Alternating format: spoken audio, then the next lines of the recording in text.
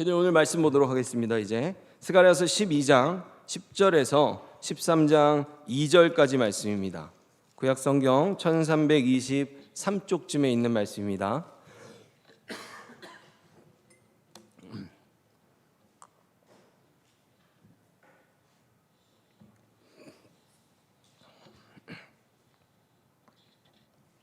스가랴서 12장 10절에서 13장 2절까지 말씀 저희들 함께 교독하도록 하겠습니다. 제가 먼저 읽겠습니다.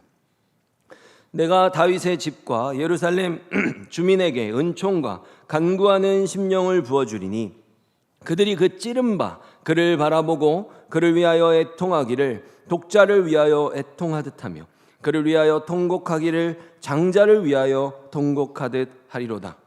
그날에 예루살렘에 큰 애통이 있으리니 무기또 골짜기 하다 드림몬에 있던 애통과 같을 것이라. 온 땅 각 족속이 따로 애통하되 다윗의 족속이 따로 하고 그들의 아내들이 따로 하며 나단의 족속이 따로 하고 그들의 아내들이 따로 하며 레이의 족속이 따로 하고 그들의 아내들이 따로 하며 시므이의 족속이 따로 하고 그들의 아내들이 따로 하며 모든 남은 족속도 각기 따로 하고 그들의 아내들이 따로 하리라. 나의 죄와 더러움을 씻는 셈이 다윗의 족속과 예루살렘 주민을 위하여. 함께 읽겠습니다. 만군의 여호와가 말하노라. 그날에 내가 우상의 이름을 이 땅에서 끊어서 기억도 되지 못하게 할 것이며 거짓 선지자와 더러운 귀신을 이 땅에서 떠나게 할 것이라. 아멘. 저희들은 이 본문 가지고 오직 말씀과 성령으로 라는 제목으로 함께 말씀 나누겠습니다. 여러분, 저희들 스가랴 7장에서 어떤 일이 있었냐면요, 베델, 북이스라엘이죠. 북이스라엘을 대표하는 그곳에서 금식을 우리가 계속 해야 되는가에 대한 질문을 하러 내려왔습니다. 그런데 하나님께서는 그 질문이 굉장히 사소해 보였지만 그런 게 아니라 마치 기다리셨다는 듯이 스가랴 선지자를 다시 부르셨어요. 성전을 짓고 있는 그를 부르셔서 이제 더 이상 북이스라엘과 남유다가 아닌 하나의 하늘 백성으로 그들을 받아들이시는 그 역사를 행하기 시작하십니다. 그래서 지금 그 이스라엘의 성전을 세우시면서 그들 둘을 모아놓고 북이스라엘과 남유다를 이제 하나로 모아놓고 참된 회복에 대해서 말씀하기 시작하셨어요. 그래서 특별히 지난 시간에는 새롭게 세워가실 그 하나님의 나라를 앞으로 주님께서 어떻게 통치해 가실 것인지 그것을 알리셨습니다. 그래서 하나님의 나라에는 거룩해야 되고 공의로운 곳이어서 죄가 있으면 안 되거든요. 그래서 그 나라의 우상과 다른 죄악들이 없어야 된다고 먼저 말씀을 하셨고요. 마지막에는 목자들과 염소들, 중간 지도자들이라고 말씀을 드렸죠. 그 잘못된 자들을 심판하십니다. 그러면서 참된 목자 한 분을 세우시는데 그것이 바로 예수 그리스도라고 말씀을 드렸습니다. 그리고 이제 오늘 본문으로 넘어오거든요. 오늘 본문으로 넘어오면요, 바로 이 한 분이신 가장 높으신 목자를 통해서 참된 구원이 이제 이스라엘 가운데 이루어질 건데 과연 어떤 과정을 통해서 이것이 성취될 것인가, 그거에 대해서 말씀하기 시작하십니다. 그래서요, 저희들이 오늘 본문의 시작 부분이 원래 12장 1절이거든요. 12장 1절을 보면 하나님께서 굉장히 특별한 호칭을 사용해서 그들을 부르시는 걸 보게 됩니다. 12장 1절을 보면요, 이스라엘에 관한 여호와의 경고의 말씀이라. 아멘. 여러분, 이게 왜 특별한가 하면요, 지금까지만 해도 하나님께서는 내가 유다 족속을 견고케 하며 또 에브라임이 용사 같아서 이렇게 말씀해 오셨어요. 무슨 뜻입니까? 여태까지는 남유다와 북이스라엘을 하나님께서도 그들을 보시면서 구분해서 부르시는 호칭이 이 안에 있었다는 거예요. 그런데 지난 시간에 한 목자를 통해 다시 하나가 되는 참된 회복을 약속하셨거든요. 그런 후에 지금 유다와 에브라임을 합쳐서 하나님께서 드디어 이들을 이스라엘이라는 하나의 이름으로 부르고 계십니다. 참으로 놀라운 일이 지금 이곳에서 기록되고 일어나고 있는 거죠. 400년이라는 시간 동안 갈라져 있던 민족이었어요. 근데 주님 안에서 다시 하나로 회복되는 역사가 지금 일어난 것입니다. 그래서 저희들이 이스가랴서를 보면서요, 회복의 맥락을 읽어낼 수 있다면 지금 이 12장 1절에서 하나님이 바꿔 부르시는 이 호칭이 얼마나 놀라운 역사인지를 깨달을 수 있다는 것입니다. 그래서 이제부터 이들을 하나의 민족으로 예루살렘으로 부르시고요, 또 그 예루살렘에 있는 그 다윗의 혈통인 유다 지파로서 그들을 하나로서 이스라엘로 부르시는 그 호칭이 계속 이어져 가게 됩니다.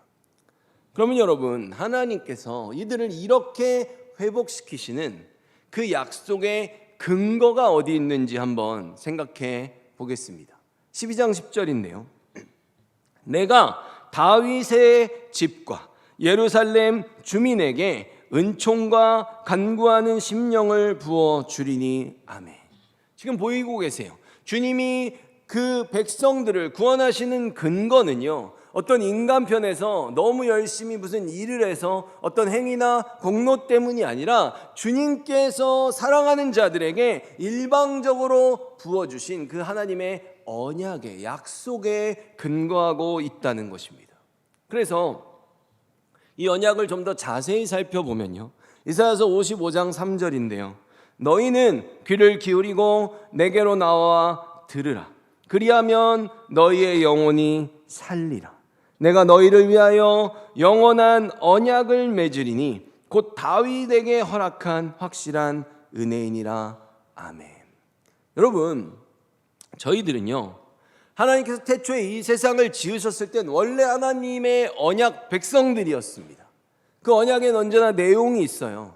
그 내용이 바로 창조된 하나님의 형상대로 창조된 우리들이 그 주님의 뜻을 따라 살아가는 겁니다. 그런데 아담과 하와가 하나님께서 금지하신, 먹지 말라고 하신 선악과를 먹고 말았죠. 그렇게 죄를 범하게 되었고 하나님의 온전한 형상이 일그러지게, 망가지게 되었습니다.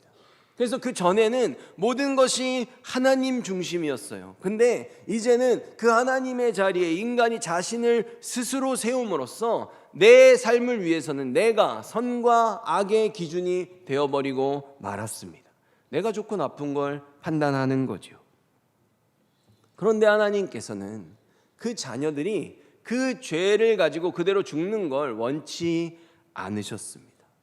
그들을 너무도 사랑하셨기 때문에 그 죄의 대가인 사망 가운데 그들이 그냥 죽게 내버려 두지 않으셨다는 거예요.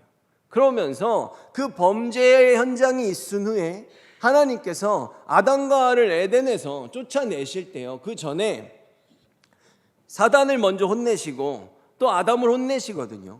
그때 하나님께서요, 그들을 어떻게 다시 회복시키실지 처음부터 얘기를 해 주셨다는 것입니다. 창세기 3장 15절과 21절인데요. 내가 너로 여자와 원수가 되게 하고 내 후손도 여자의 후손과 원수가 되게 하리니 여자의 후손은 내 머리를 상하게 할 것이요 너는 그의 발꿈치를 상하게 할 것이니라 하시고, 여호와 하나님이 아담과 그의 아내를 위하여 가죽옷을 지어 입히시니라. 아멘. 바로 이 부분입니다. 여러분, 인간들이 범죄함으로써 사단에게 속은 거잖아요. 근데 선악과를 먹으면 하나님처럼 될 수 있어, 네가 내 삶의 주인이 될 거야 라고서 그걸 먹었는데요, 막상 죄를 짓고 보니까 내가 내 삶의 주인이 된 게 아니라 죄가 내 삶의 주인이 되고 나는 죄의 종이 되어서 내가 사단의 휘하로 들어가 버린 겁니다. 그러니 사단이 얼마나 좋았겠어요. 하나님의 자녀가 아니라 이젠 자기가 부릴 수 있는, 죄를 갖고 조종할 수 있는 존재가 되었으니 말입니다. 근데 하나님께서요, 사단한테 말하는 거예요. 네가 지금 내 사랑하는 자들 죄로 넘어뜨렸잖아. 그래서 네가 이긴 것 같고 이제는 네가 죄를 가지고 저들을 지배하고 조종할 수 있을 것 같지만 내가 절대로 그런 일들을 허락하지 않을 거야 라고 말씀하시는 겁니다. 죄를 지으면 앞으로 지금 이 남자와 여자를 더불어 여자의 후손들도 전부 다 같은 죄를 갖고 있기 때문에 사단의 편이 될 것 같지만 그게 아니라 나는 여자의 후손이 너와 원수가 되게 할 거야. 절대로 너의 휘하에 넣지 않을 거야. 그들은 내 백성이야 라고 하나님이 지금 선포하시는 겁니다. 이처럼 하나님께서 그 자녀들을 잃어버리지 않으시기 위해서, 그래서 여자의 후손이 사단의 머리를 밟도록, 그들의 악한 권세를 물리치시도록 죄에 대한 승리를 처음부터 선언하셨다는 거예요. 그러면서 그 방법을 바로 그들에게 보여주십니다. 어떻게 하는 거냐 하면 우리의 죄를 깨끗한 다른 존재에게 옮기고 그 존재가 우리를 위해 대신 죽는 방식입니다. 그래서 하나님께서 친히 동물을 잡으시고 피를 흘린 뒤에 그 가죽으로 자녀들의 죄된 부끄러움을 가리워 주셨어요.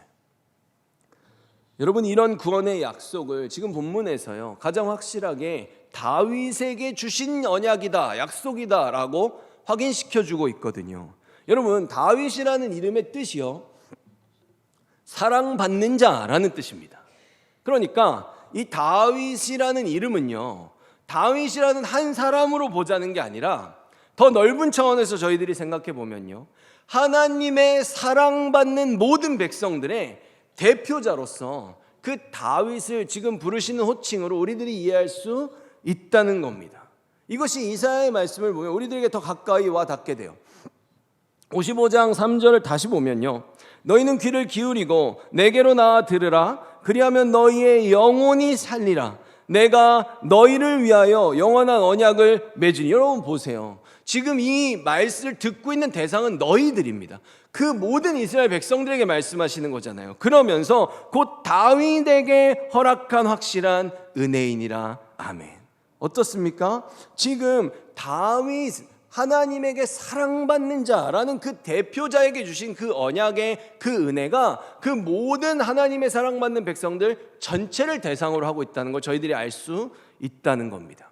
근데 여러분, 이런 다윗에게 이어지는 하나님의 은혜가 이스라엘 가운데 하나님의 임재로서, 하나님의 함께 하심으로써 드러나거든요. 가장 빛을 발해요. 그것이 언제입니까? 성전이 지어짐으로써 솔로몬의 시대에 이루어지는 거거든요. 근데요 솔로몬의 이름과 그 시대를 보면 이 하나님의 은혜가 어떻게 되는지 더 깊이 깨닫게 됩니다. 왜냐하면요 다윗과 솔로몬은요 성전을 세우시기 위한, 그렇게 하나님의 나라를 세워가는 하늘 역사의 그 주인공이 되는 그 인물들이기 때문입니다.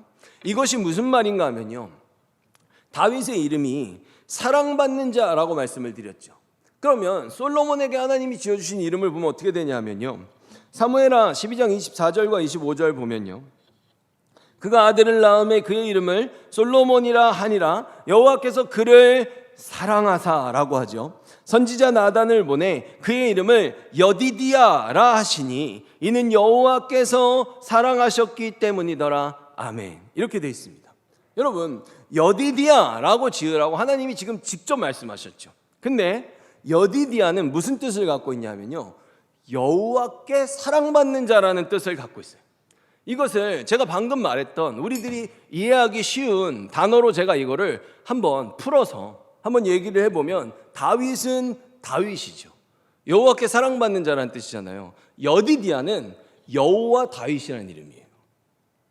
여호와께서, 그러니까 다윗은 사랑받는 자고 여디디아는 여호와께 사랑받는 다윗이라는 그런 의미를, 다윗의 이름을 지금 솔로몬의 이름에 다 사랑받는 자라는 이름으로 하나로 지어 주신 겁니다.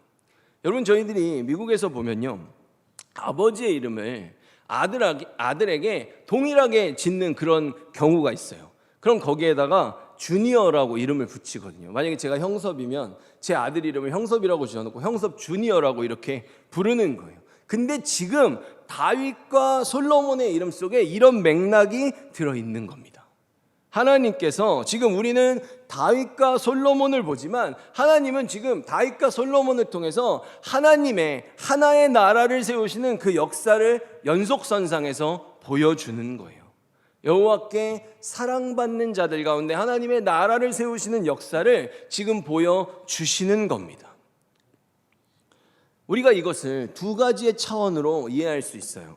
그것이 무엇이냐면요, 이 다윗과 솔로몬의 자리에 우리의 그 언약의 대표자가 되시는 예수 그리스도를 세울 수 있고요, 둘째로는 다윗과 솔로몬의 자리에 그 예수 그리스도의 언약의 수혜자가 되는 우리를 두는 두 가지의 입장으로 생각해 볼 수 있다는 것입니다. 실제로 성경은 그렇게 설명을 하고 있어요. 그래서 첫째로는 구원을 이루시고 참된 안식과 평화를 가져오시는 예수 그리스도의 역사로 볼 수 있습니다. 그래서 이 연결점은 어디서 생기는가 하면, 예수님께서 요단강에서 세례 요한에게 세례를 받으실 때 보면요, 이는 내 사랑하는 자다라고 부르시는 거예요. 이는 내가 사랑하는, 이 사람이 다윗이다 이렇게 말하는 거거든요. 이는 내 사랑하는 자요 기뻐하는 자다라고 하나님이 말씀하십니다. 다윗과 솔로몬과 예수 그리스도의 연결점이 나오는 걸 보게 되는 것이죠. 그래서 예수님께서는 다윗처럼요, 전쟁에서 승리하신 왕이에요. 모든 악한 대적들을 다 물리침으로써 승리를 쟁취하신 다윗과 같은 메시아입니다. 그리고 그렇게 우리의 모든 죄와 사망의 권세를 물리치시는 구원을 이루셨어요.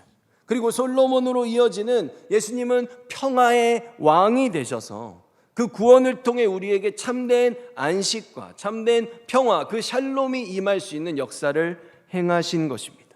그렇게 온전한 성전을 회복시키신 다윗과 관련된 구원의 왕이 되셨고요, 솔로몬과 연관된 평화의 왕이 되셨습니다.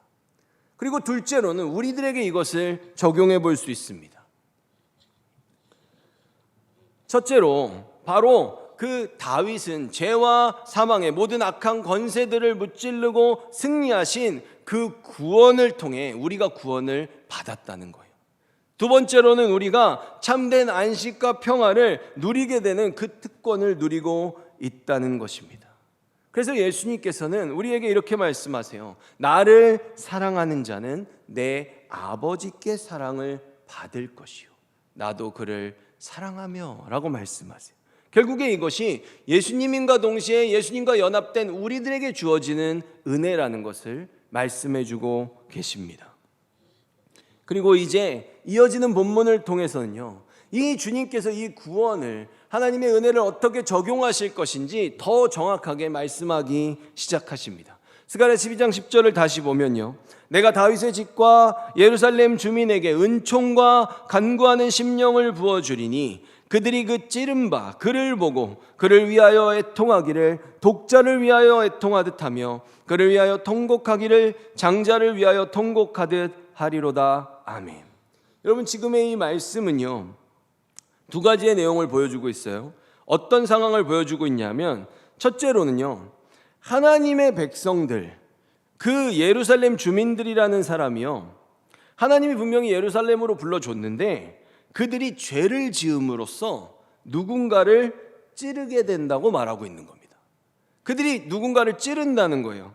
근데 막상 찌를 때는 잘 몰랐다가 하나님께서 그들에게 은총과 간구하는 심령을 부어주시면 그들이 자신들이 저지른 행동에 대해서 애통하게 될 것이고 통곡하게 될 것이다 라고 지금 말하는 내용입니다.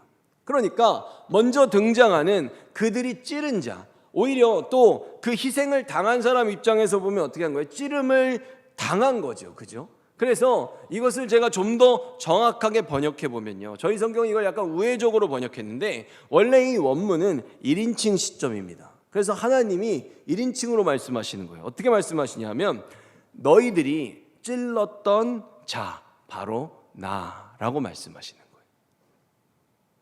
찔림을 당한 사람의 정체성이 바로 하나님과 동일시되는 존재라고 지금 말씀하시는 겁니다.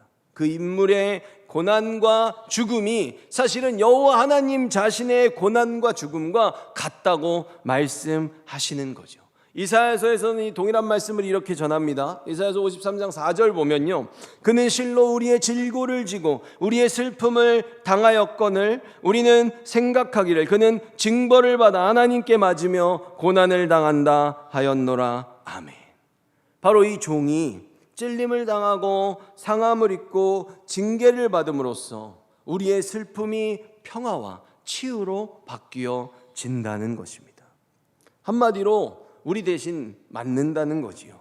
근데 여러분, 이 종은요, 고난만 당하는 게 아니에요. 이사야 53장 12절로 가면요, 그러므로 내가 그에게 존귀한 자와 함께 몫을 받게 하며 강한 자와 함께 탈취한 것을 나누게 하리니 이는 그가 자기 영혼을 버려 사망에 이르게 하며 범죄자 중 하나로 헤아림을 받았음이니라. 그러나 그가 많은 사람의 죄를 담당하며 범죄자를 위하여 기도하였느니라. 아멘. 저희가 고난주간에도 살펴보았는데요, 여기 나온 것처럼 이 종은 자기 영혼을 자신이 버립니다. 아주 적극적으로 많은 사람들의 죄를 위해 최선을 다해 죽는 거죠. 그러면서 자기를 찌르고 있는 그들을 위해 오히려 기도한다고 말합니다. 누구입니까? 예수 그리스도입니다.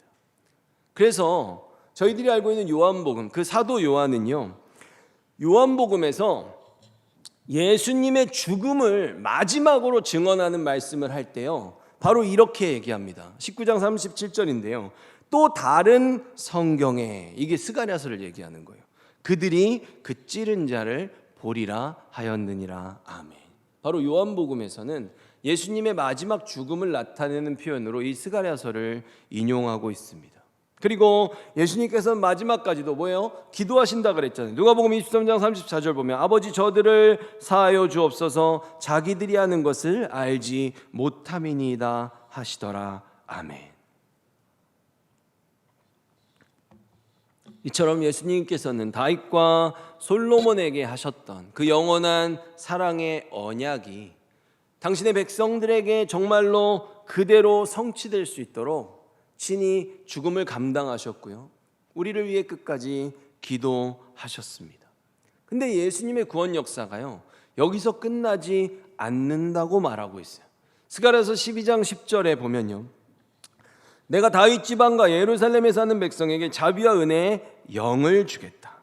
그들은 자신들이 찔러 죽인 나를 보고 마치 외아들을 잃은 사람처럼 슬피 울 것이다. 마치 맏아들을 잃은 사람처럼 슬퍼할 것이다. 아멘. 무엇입니까? 자비와 은혜의 영, 성령을 부어 주심으로써 막상 찌를 때는, 죄를 범할 때는 몰랐던 그것을 깨닫게 하신다는 거예요.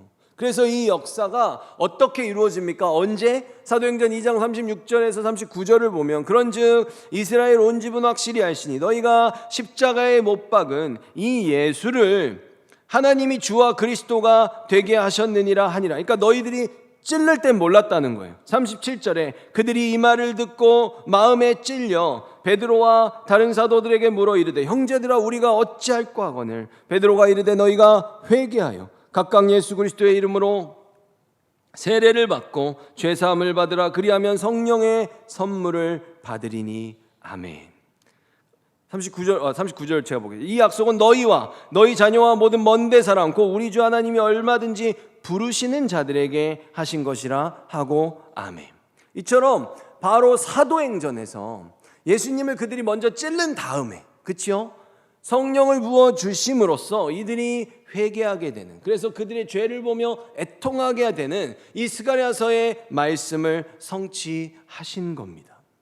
근데 여러분, 스가랴서 13장, 오늘 마지막 구절 쪽으로 가는 13장을 보면요, 이 성령의 역사는 단번에 죄를 지우고 끝나는 역사가 아니라는 것을 증거하고 있어요.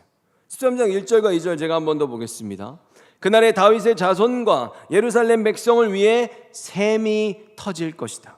그 샘이 그들의 죄와 허물을 씻어줄 것이다. 만군의 여호와의 말씀이다. 그날에 내가 우상들의 이름을 땅에서 지워버리겠다. 아무도 다시는 그 이름을 기억하지 않을 것이다. 그리고 예언자들과 더러운 영들도 이 땅에서 없애버리겠다. 아멘. 어떻습니까? 성경이 무엇을 말하고 있어요? 하나님께서 주시는 그 성령께서 지속적으로 흐르는 샘이 되셔서 우리의 죄와 허물을 씻기실 거라는 거예요. 그리고 요한은요, 요한복음에서 이것을 또 인용하고 있습니다. 7장 38절 39절 보면 나를 믿는 자는 성경의 이름과 같이 그 배에서 생수의 강이 흘러나오리라 하시니 이는 그를 믿는 자들이 받을 성령을 가리켜 말씀하신 것이라. 예수께서 아직 영광을 받지 아니하셨으므로 성령이 아직 그들에게 계시지 아니하시더라. 아멘. 무엇입니까?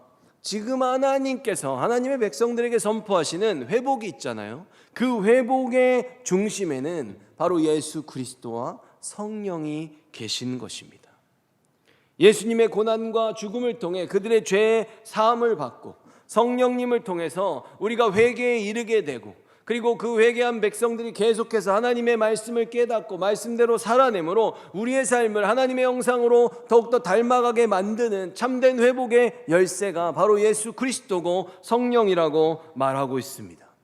여러분, 우리들은요, 예수님을 믿을 때 분명히 깨끗한 하나님의 백성이 됩니다. 그러나 우리는 살아가는 동안에 계속해서 우리를 고쳐 가야 돼요. 우리는 이것을 성화라고 부르죠. 에베소서 5장 26절에서 27절 보면요, 그리스도께서는 교회를 물로 씻고, 똑같은 말을 다시 합니다. 말씀으로 깨끗하게 하셨습니다.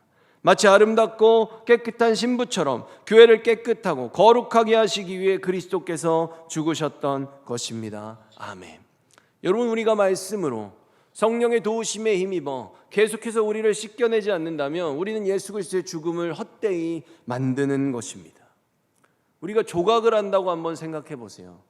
우리가 예수 그리스도를 믿었을 때 하나님께서 우리에게 정말로 깨끗한, 죄가 없는 온전한 하나의 그 덩어리, 조각을 하기 전에 새로운 덩어리를 주셨다고 생각해 보시기 바랍니다. 우리가 그 안에서 말씀을 통해서 하나님이 이거를 원치 않으시는구나, 그 부분을 잘라버리고, 하나님은 이걸 기뻐하시구나, 그럼 그 부분을 기뻐하시게 다시 조각하고, 그렇게 하면서 우리는 그 새로운 거듭난 우리의 심령을 가지고 점점 더 하나님의 형상으로 주님 안에서 세워져 가고 완성되어 가는 것입니다.